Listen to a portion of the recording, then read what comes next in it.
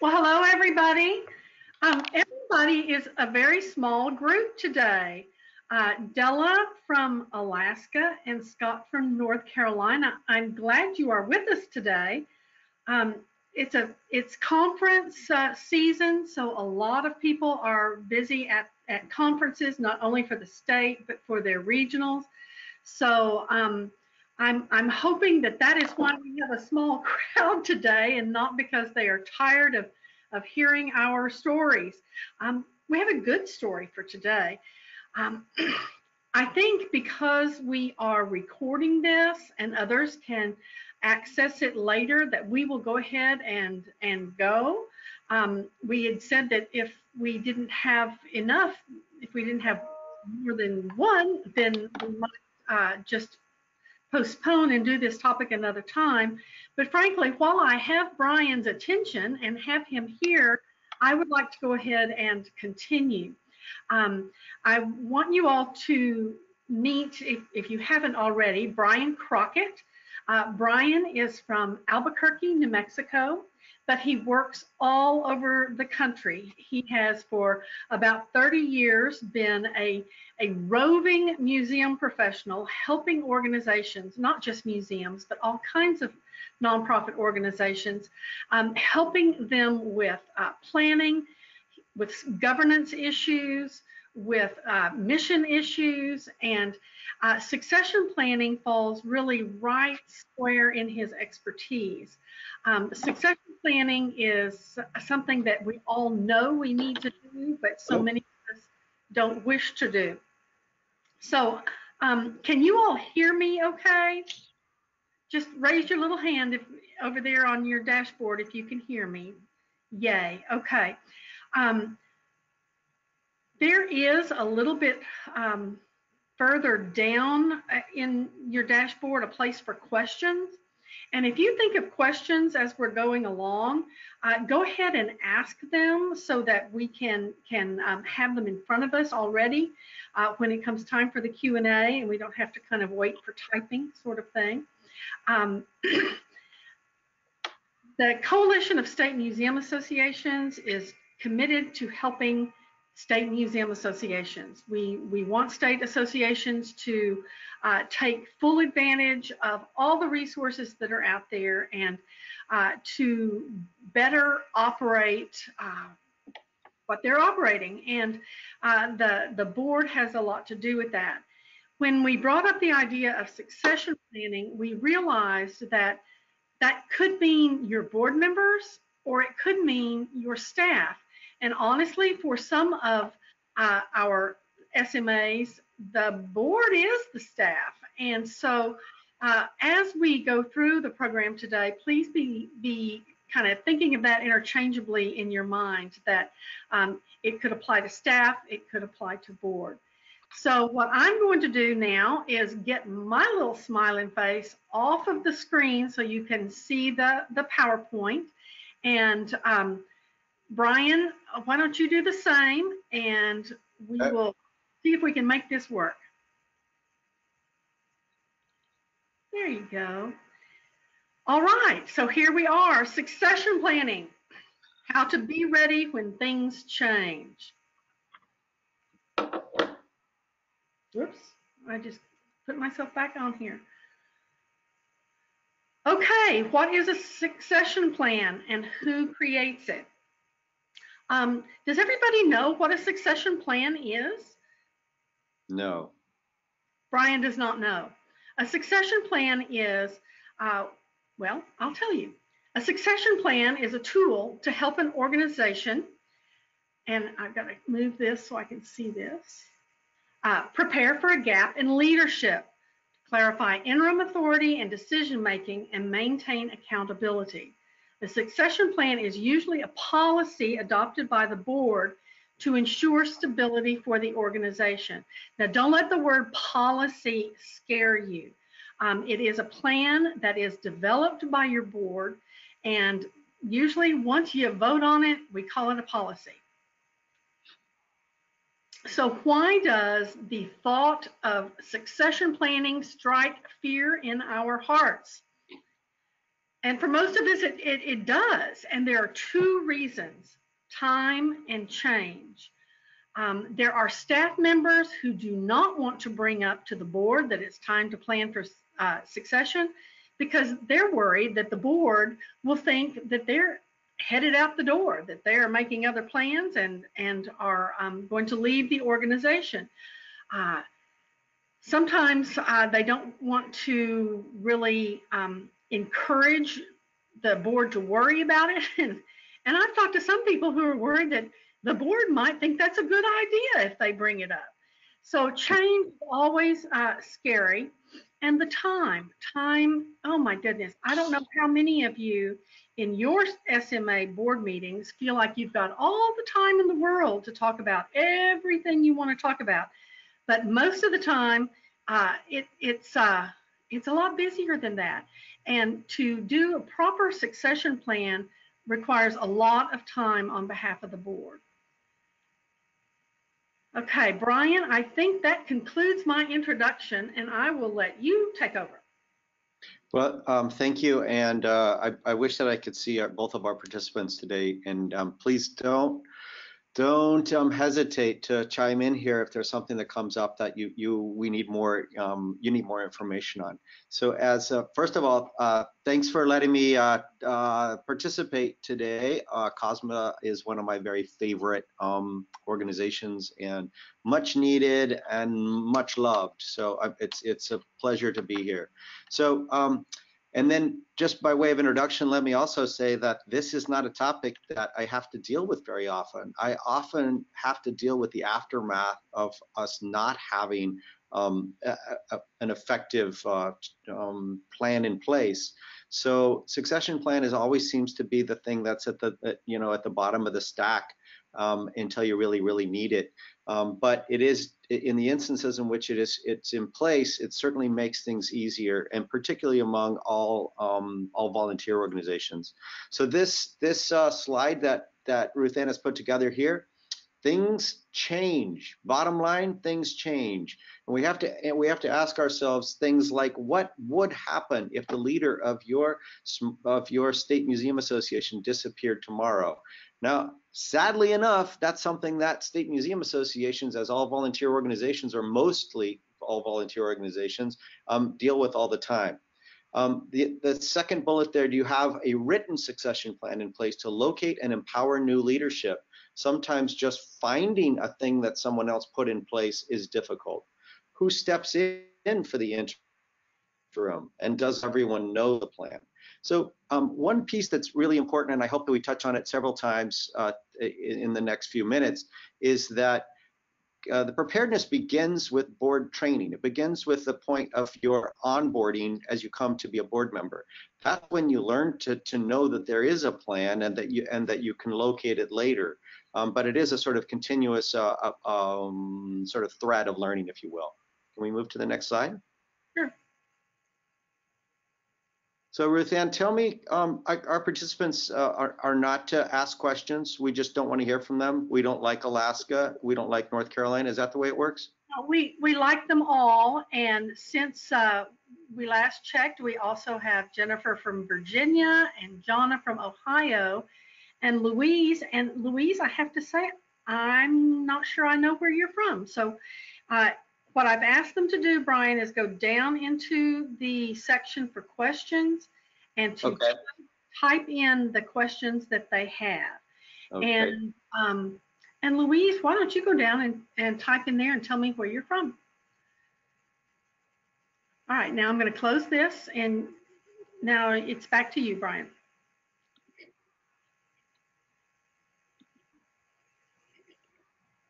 Okay. Excuse me just a second.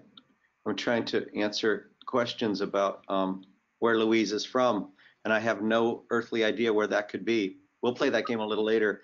Leadership transitions. Don't panic. Transition is an opportunity for growth. How many times have we wished that we'd be done with someone on our board or as our executive director? Well, that moment has come. Now we get to actually, we can actualize our fantasy here and find someone else that we hope is better and can move us forward in fantastic ways. But leadership transition may mean the departure of executive director, board president, and/or board members. In my experience, which is pretty broad geographically, but pretty shallow in other ways, I've never heard of a terrible bus accident in which all of the leadership has gone all at once. But I'm certain there's probably a story out there that horrific opportunity has been faced. So the other one is the departure may be anticipated and it may be unexpected. The difference between those two is light years apart, of course. The anticipation of it is what we're talking about today, that let's minimize the component parts we can so that people are as best prepared as they can possibly be. I want to tell a very, very quick story here. I don't know. Well, let's go to the next slide. Okay, one step at a time. This is as good as any. Many of us, and I'm hoping, I'm hoping that you don't have to experience this in as painful way as I did. But early on in my career, when I was working at a humanities council, and I was a young employee, and I was completely infatuated with the work. Thought I had found my way home, and it was everything I ever wanted in a profession and in a career and a cause. My executive director unexpectedly passed away, and I remember that as one of the most, still to this day, one of the most profound lessons that occurred to me in my work. First of all, I just loved the man, and it hurt me so much that it was really super, super painful for me to experience this. But I had a buddy of mine who came to my home one day, and he was trying to make me feel better, and he said, "Brian, don't you worry. It's going to be this. It'll feel just like someone is taking a hand out of a bucket of water. It'll all fill in." And I thought that was the most insulting thing I had ever heard about someone that I loved so much. But I have to confess, within weeks and certainly within months, the truth of the matter was it filled in. So the question here before us is, what do we fill that in with? Do we fill it in with an opportunity to get better at what we do? Do we find a way to sort of wallow in what could have been? You know, there are a lot of sort of elements to succession plan that are both emotional and strategic. But these sorts of the PowerPoint that Ruth Ann's put before us will captivate most of these details. So to the screen, one step at a time, we activate the board. We share the workload and share the responsibility. The last thing you want is one person who says, "I've got all the answers." This is a shared obligation, and that's because your museum association is held in the public trust, not in the hands of a single individual. The next thing is you communicate. You keep staff, volunteers, and stakeholders in the loop. You make sure that when you don't know something, you say you don't know. You don't make something up. And finally, you designate an interim director. One and only one person needs to be in charge, because it's mayhem otherwise. Want to go ahead? Strengths and weaknesses. Ruth Ann, you chime in here if you need to, okay? Okay. So gather information. Conduct an exit interview with the departing leader. Now, why would we do that? Particularly if it's someone we want to get out of the way. What's the point of conducting an exit interview with the departing leader? I'm actually asking myself at the same time I'm asking you. There are some secrets here that might be kept in ways that we need to navigate later. So exiting the interview is not just good HR practice, but it gives you a chance to make sure that that there's finality to the change. The second one here is to get a handle on the budget. Look at the real picture of the cash flow. Ensure that, and this is a board responsibility and certainly a treasurer's responsibility as much as it is an accountant's responsibility, to understand that you know exactly what you've got in the bank and what you've got in your hands, and where, if by chance there's money in other places. So you need to figure out that there's a cost of transition and the cost of a search. Depending on your coffers and what you can afford to do, it could be that you can hire a third party on the outside to do the search for you. Otherwise, you're going to be financing some of this work yourself. Brian, I wanted to say a little something about the exit interview. Please. Because often we don't think of that, especially if we have a beloved director. Everyone knows this person, and the departure was planned, maybe a retirement. Maybe this person is moving on to another job, but either way, got lots of notice to the organization. We think we know each other. And I'm going to tell you from my experience with leadership transitions, we don't know each other as well as we think we do. And the idea of conducting an exit interview with the departing leader would be something that you don't do yourself. You do not sit down across from someone you've known for 10 years and try to do an interview. You bring in someone completely fresh from the membership maybe, or from the community at large, who knows how to ask interview questions, and see what the person really has to say about leaving. Sometimes this turns up skeletons in the closet that you did not know were there. Sometimes it turns up reasons for leaving that were not disclosed in the resignation.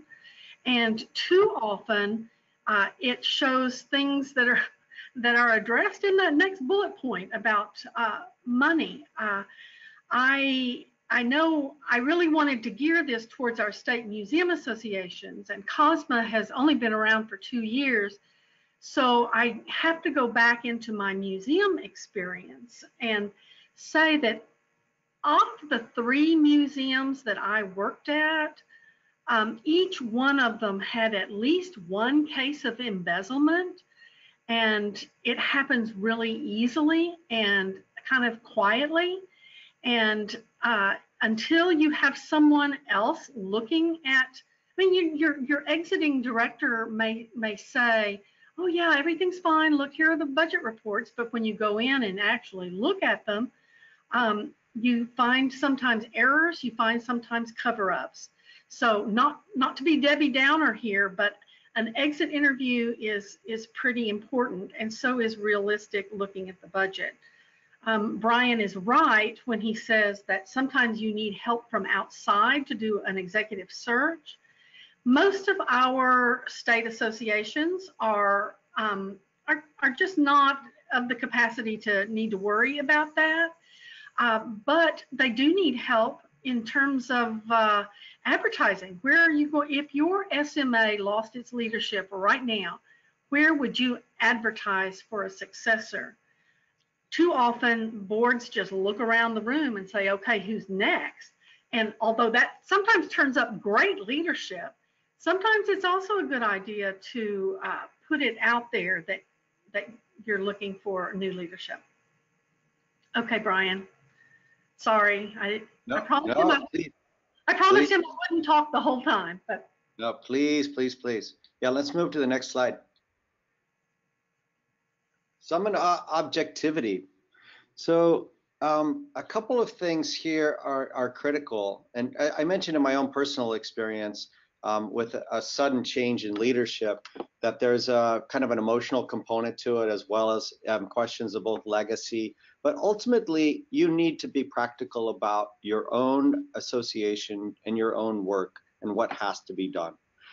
There's often a rush to make quick decisions, to fill in blanks. And often some of those are financial ones, like who can get access to a check account.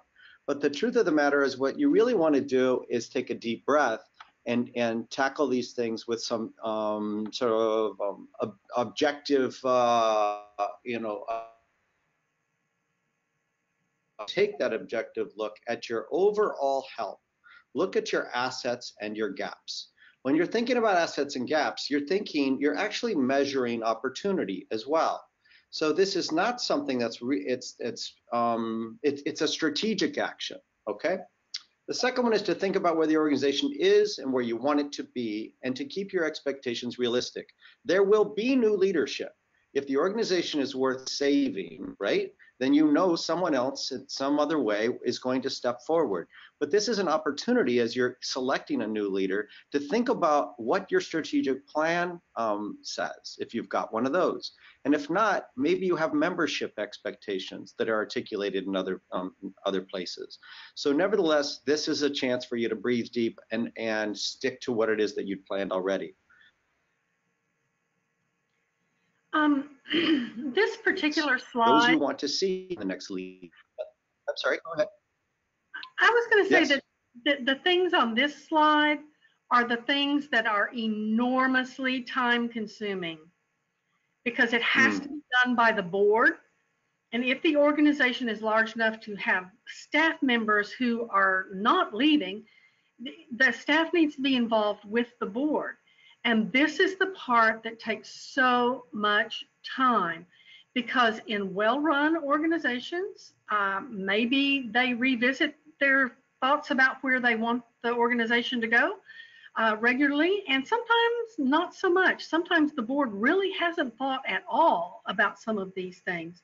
And again, when you have very busy board meetings, you have to be able to create time and space for people to think this through clearly. Sorry, Brian. No. I think that's wonderful. It makes me think actually about some occasions in which you have a forced change. As you mentioned, there's embezzlement. In some instances, rare instances, someone has walked outside the building. It's forced. It's decided upon from everybody except the leader, and they have to get out of the way. And when that occurs, you actually have an obligation to take the deep breath and look at your plans, look at those gaps in your assets. But it's a different emotional environment for sure. Okay, attract candidates, interview, and hire. That is said very simply on this slide at the bottom, but you all know how difficult that can really be. I mean, heaven forbid that Jonna or Jennifer, leaves their association. Go ahead. Oops. So this is everything changes for an all-volunteer SMA, or an all-volunteer organization, or an all-volunteer museum for those that are your members. The elements of all-volunteer provide opportunities for dysfunction at a greater rate because people are less sure of their roles and how they fit in. So I know that we're going to talk a little bit more about that, and hopefully at the end we can register both stories and questions. But is there something particular there, Ruth Ann, that you wanted to spot? Yeah, I think that it's a trick question in a way, because I'm not sure that it's really that much different in a volunteer organization as opposed to an organization with paid staff. You still need to go through the steps, and if you skip any, you're going to pay for it. So while there may be fewer stakeholders to consult, if there's not a staff that you need to include, you may be in greater control of your timetable. But honestly, I'm not sure it's that different. And just to make sure, I want to go backwards to the slides that have the steps on it. Yeah. So activate the board. That happens whether you're a volunteer or not. Communicate. I think everyone needs to be able to name off the top of their head who are the stakeholders at their SMA. I work part of the time for Texas Association of Museums, and it is through their generosity that we are using their webinar platform. Thank you, Tam. And when we were without a director for, 9 months, I guess, it was really important not only to communicate with the staff and the volunteers, but also the members. I mean, what are you going to tell the members? What are you going to tell the members about the departure? Who writes that press release? And make sure you get that press release done correctly and carefully, because you will refer to it over and over and over. I'm not sure that requirement is any different for volunteers than for a staff situation. The idea of designating an interim director, in some ways, I think volunteers may have it a little bit easier there because they spend a lot of time figuring out the roles for the board members and who does what and who covers for whom and that sort of thing. So where if you lose a staff member, obviously you're going to, well, not obviously, but probably you're going to call on someone on the board, at least unless you have a lot of staff. But if the board members are operating as the staff, there is probably already a second in mind. And So, go ahead. So Ruth Ann, you're one of my very favorite people on the planet, but I would push back just a little bit on some aspects. And that is just that I don't disagree with you that these are the steps that you're going to have to take up, regardless of whether your director is paid or unpaid. But the motivations for an all volunteer organization are decidedly different. So you have to think about what's the motivation for this person to step in and take the reins. Issues of longevity and terms are really are unclear in an all-volunteer organization. And too often people will say, I'll step up, but I can only give you 6 months, at which point the management and the expectations and the functions of the board all change a little bit because everyone has to move to the left or the right and pick up the pieces. So it's slightly different. I think that when you've got money to hire someone, that it gives you some freedom as board members to sort of say that's not my job, which helps a little bit.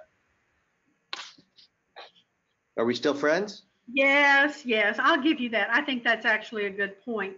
And as you were talking, I was thinking about SMAs losing leadership. Sometimes that's a staff, sometimes it's board acting as staff. But even if you maintain your staff, you retain your director, sometimes losing a significant board member can trigger some of these things too. Right. All right. We talked about the exit interview and we talked about the budget. And one of the things that I learned is that you really need to have more than a couple of people who can sign things if you need to and who can access things, and keeping up with the passwords and how do you get into this and that sort of thing.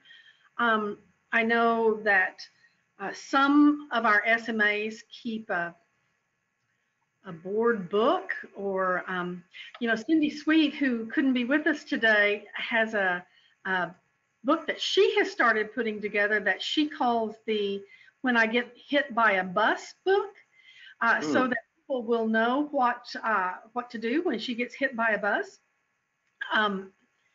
Having something like that, this is something we talk about a lot also in emergency planning. So probably if you have an emergency disaster plan, you've already got half of this. Just give it just a little thought. Can I just say, thankfully, I don't think they got a lot of bus traffic in Iowa, so that helps us a little bit. Yes, that does help us just a little bit. Okay, we talked about that.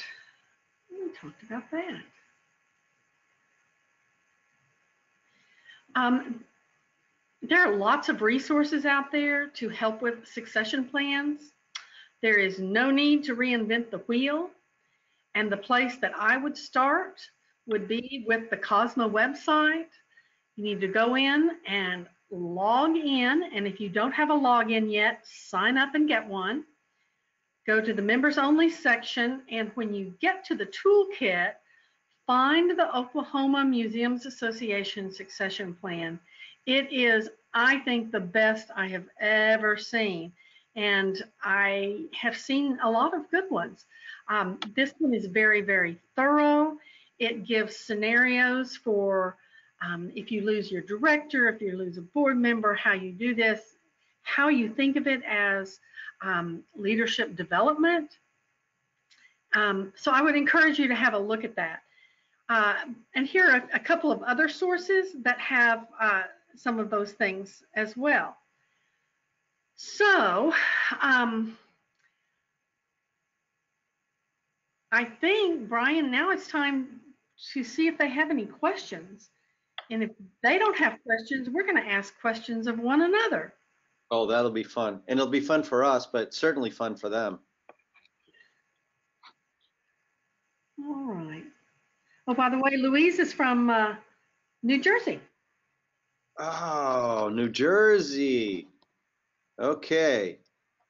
Well, then we should be thinking about forced exits, you know? In Jersey, they take care of things in a little different way. So welcome, Louise, and I hope we don't get on your bad side.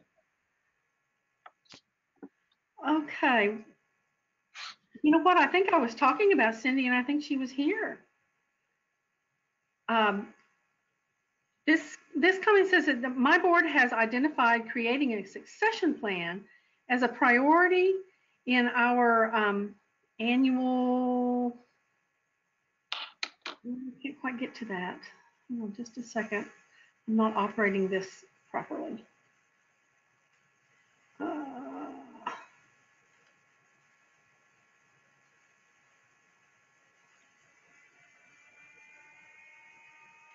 Well, I'm not sure how to do that. I can't make it. I can't make it expand. Well, we're going to have technology for dummies. Anyway, the board has identified creating a succession plan as a priority, and I think that's a really good thing. Is she promising to share her her outcomes with the rest of the COSMA family? Well, this is from Bella. It says, however, it just isn't getting done. It's a written priority, but it's not really a priority.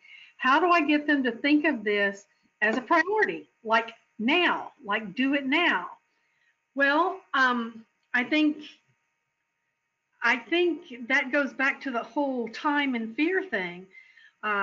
There may be some fear that if they actually talk about this, that gives you permission to leave as the executive director of Museums Alaska, and they don't want to do that.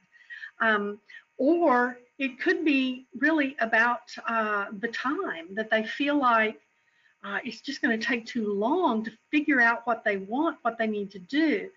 The structure of a report is not hard. You can find at any of these resources, you can find a template that will help you to do it.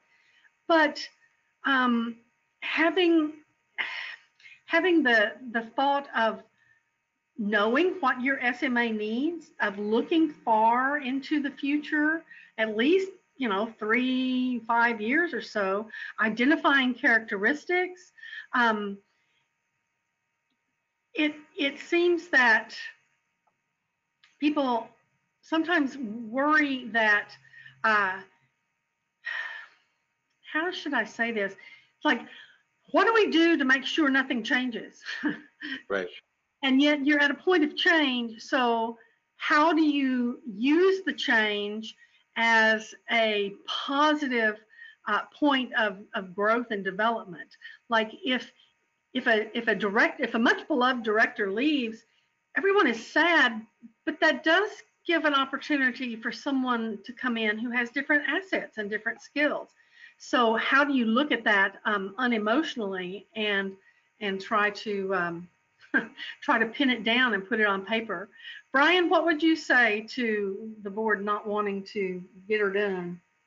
Well, I would say that you just it comes at your own peril. I mean, you can scare people into it. You can shock them with different news and hope that it takes. But truthfully, this is a hard thing to convince people that it is a high priority because you already have so many things to do.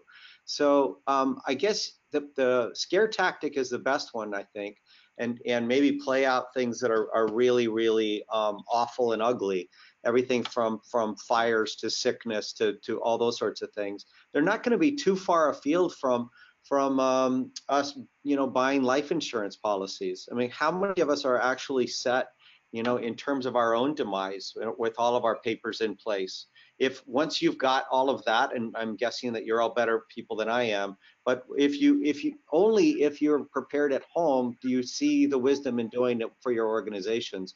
It's essentially the same impulse, and maybe looking to insurance companies might give us a couple of hints. The good news is that change is just an occurrence. It doesn't have any inherent value. It can be really good. It can be a really great positive, right? I mean, Ruth Ann says a lot for museums. We're just one funeral shy of progress. Often we have people hanging around that shouldn't be, or people who have done as much as they can do, and fresh eyes and fresh opportunities are precisely what our organization needs. So I'm not certain that we should take it entirely as dire as I started off with, because I do think there's potential here for everyone to gather up and figure out new priorities and move ahead. Okay, here's another question. How do you designate an interim director? Yeah, that's about horoscopes mostly. It's about reading that early in the morning and just seeing who has the best prospect. I have begged him to be serious today. You can see that it had absolutely no effect. I did really well to this point. Did fine up until right now. I tell you what, your interim director is not your new director. So the way you look for an interim is to find someone who understands the operations, who knows how the membership cycle works, who knows your budget, who can talk to the bookkeeper, who can sign the checks, who knows the rhythm of your calendar year, what you're doing with the conference now, what you're doing with the workshops now. You are looking for someone who can calm the remaining leadership, with someone with whom the other remaining leadership will feel comfortable, because remember, you got to get them focused on writing up the thing. You have to get them focused on thinking about the characteristics of the new leader. So I think a lot of organizations get hung up on finding an interim director who's acceptable as a director, and that's not what you want. I can tell you what the Texas Association did last summer, because we were at a kind of critical point, and you can't just leave it. You can't just lock the door in the office and say, yeah, we'll get back to you. And we went back to a board member. He had not been on the board in quite some time, but when he was on the board, he served as treasurer. So he served on the executive committee and had been involved for many, many years and had recently retired. That's why he was even available to do it. And he came in 3 days a week and just kept it running. He opened the mail and deposited the membership checks and paid the bills and answered the phone and tried to instill some confidence in people who were calling and saying, oh, what do you mean there's no executive director? And, I bet if you look around, you will know someone in your orbit who can fill this role. And my best suggestion is go ahead and talk to them. As soon as the board has the courage to write a succession plan, go ahead and talk to the person you think would be a good interim, so that when it comes, they won't be shocked. Because remember, sometimes people give you a lot of notice because they're retiring, and other times they are marched out of the building, and other times they get fed up and run off. And it's just human nature is odd. So it's really a great idea to think about who you want in advance. Brian, do you want to add something to that? Yeah, I'm thinking about a couple of different things. One is that I'm recalling this was not a museum or a state association, but was a small all volunteer nonprofit, and they couldn't get anybody to step up, and they literally dealt a hand of cards. and whoever got, I think it was that sort of the ace of spades was the new director.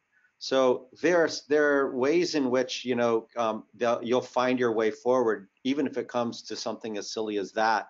The other quick piece of advice is that if you don't want to be the director, then take the interim job right away, because it guarantees you an exit. You will have done your part. So that's something else to keep in mind just in terms of strategy. This is, I want to sort of amplify some of the things that Ruth Ann is talking about. Your, if you have a good strategic plan, you're already, you have addressed many of the priorities that will come up by way of your succession plan. They should complement one another, but the succession plan should fall short of the what to do. It instead just sort of, how do I access the resources and what are the tools at my disposal as I take the job on?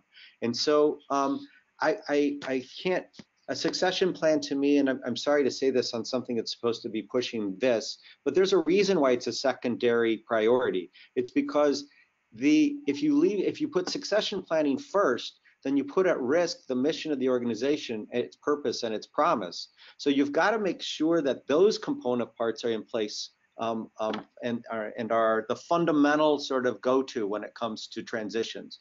That's the core upon which you should be doing any sort of search for your next director.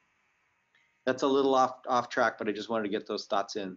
No, that's good. And there's a comment here from Cindy. And Cindy, I'm sorry I didn't see you earlier, where she says that her board has identified creating a succession plan as part of their annual operating plan.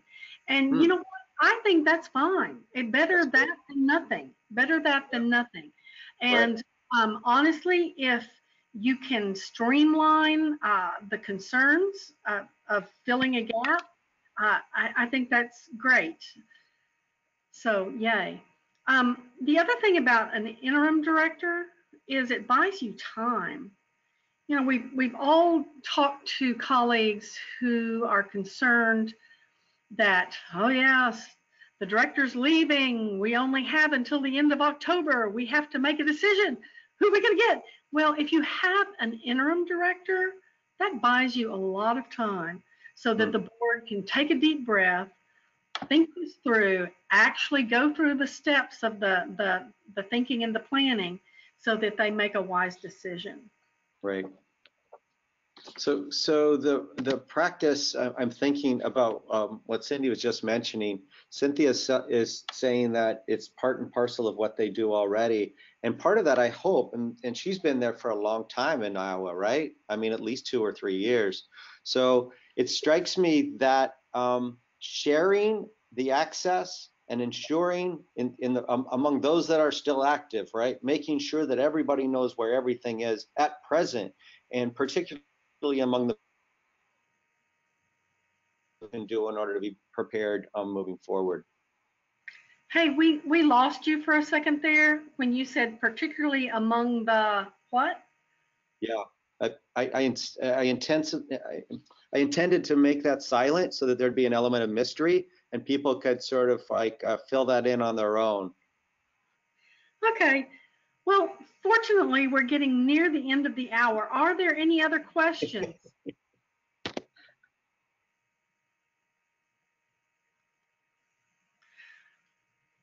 Okay, I don't see any other questions, and I think the only other slide is our thank you slide.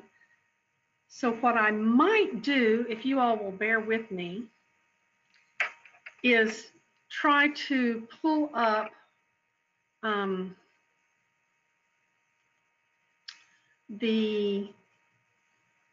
let's see. Let me see if I can find the Oklahoma succession plan.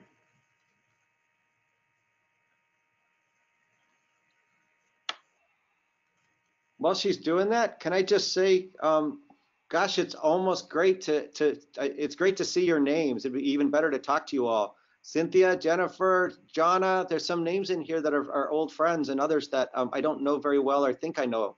But it'd be great to, I'm so happy that you guys are doing a wonderful job with COSMA. Congratulations. All right, here we go. Okay, in our last few minutes, I just want us to look at this, the little introduction, the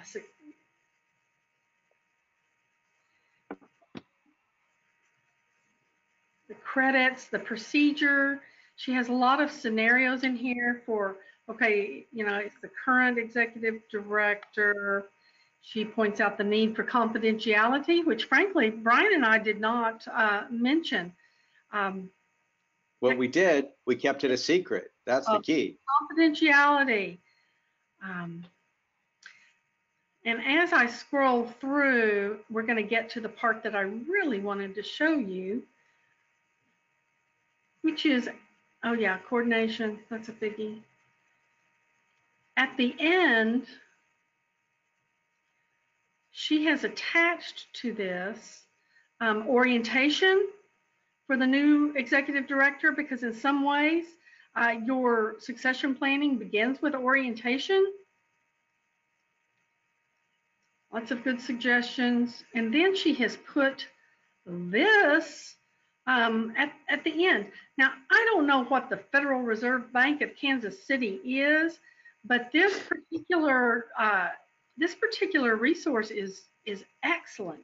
And I would encourage you to, if you look at the Oklahoma plan, to go ahead and take time and go through this, because, man, they thought of everything. Look at this, look at this.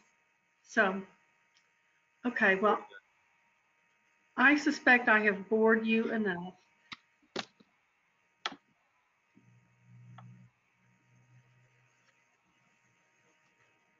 Brian, come back on. Hello? Okay. Yep.